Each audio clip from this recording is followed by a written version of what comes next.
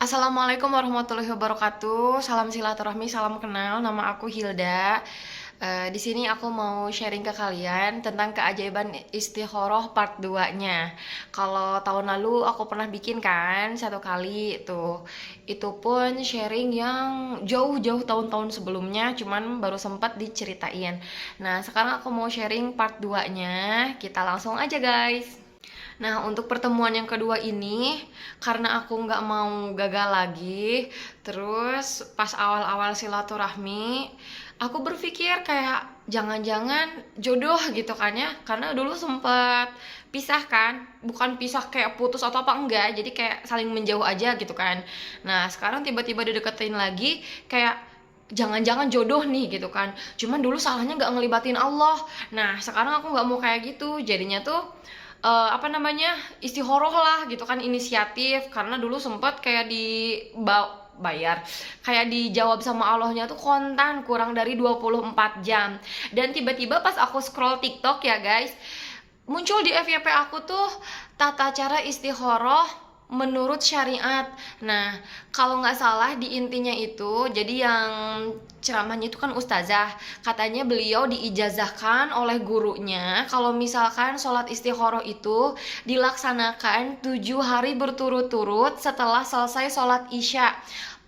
Atau enggak sebelum menjelang tidur aja, tapi pas kita nggak akan melakukan aktivitas yang lain lagi, jadi udah benar-benar mau istirahat, kita ambil wudhu, terus sholat istikharah seperti biasa pakai doa istikharah.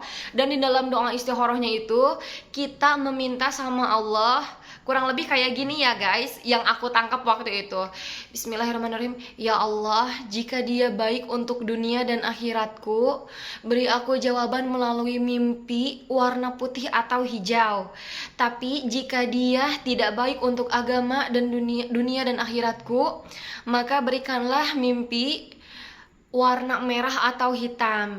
Nah guys, aku alhamdulillah waktu itu melakukan istikharah nggak cuma 7 kali, tapi sampai dengan 9 kali berturut-turut, karena memang penasaran. Dan hasil dari jawaban istikharahnya itu kurang bagus banget. Aku lupa untuk urutan mimpinya, tapi seingat aku waktu itu, kalau yang pertama itu kalau nggak salah aku nggak mimpi. Yang kedua kayak mimpi ngelihat ini loh, temen aku tuh ada yang jual skincare, terus kayak ada background putih sama hijaunya gitu. Semangat dong aku kan, kayak oh ya Allah, jangan-jangan bagus nih gitu kan ya di malam kedua mimpi itu. Nah, pas malam ketiganya, ini aku random maksudnya aku lupa lagi urutannya, tapi anggaplah yang ketiga itu tiba-tiba aku mimpi berada di dalam kesunyian, suasananya senja, seorang diri, terus yang mencekam dan menakutkan, itu yang aku ingat. Terus yang ke malam keempatnya, aku mimpi banjir bandang dengan air yang keruh dan suasana gelap gulita. Kemudian yang keenam, kalau nggak salah itu aku mimpi ngeliat warna merah sama hitam, masih dengan suasana yang mencekam, entah gempa, entah peperangan, pokoknya yang serem-serem. Terus yang ketujuh, aku mimpi ngeliat darah banyak banget, berlumuran darah. Dan aku ngeliat kayak salah satu anggota keluarga aku tuh kayak kayak disiksa sama seseorang, dan tubuhnya tuh kayak dicabik-cabik sama pedang, berlumuran darah banget. Dan aku pun melarikan diri, tapi aku juga sama gitu, kayak berlumuran darah. Itu malam ke-8, mimpi kegelapan juga. Sampai akhirnya kalau ke-9 aku kurang ingat entah itu mimpi apa.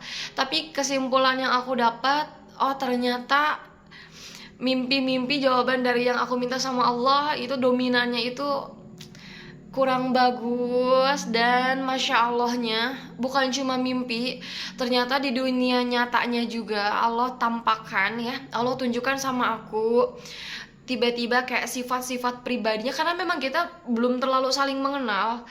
Kalau konsep pendekatan yang aku lakukan itu kayak komunikasi via handphone. Terus pas ketemu itu ketemu juga sama keluarganya. Jadi memang nggak yang beriring-iring berdoa-doaan, nggak seperti itu. Tapi ketemu sama keluarga, silaturahmi, ngobrol, saling mendalami gitu kan ya, saling mengenal. Nah tiba-tiba setelah mimpi itu pas malam ke-9 aku berhenti karena kebetulan menstruasi juga, dan aku juga udah deh cukup kayaknya, nggak usah istikharah lagi. Tiba-tiba rasa rasa ingin memiliki di dalam hati itu mulai luruh, mulai kayak apa ya, perlahan-lahan tuh pudar pudar.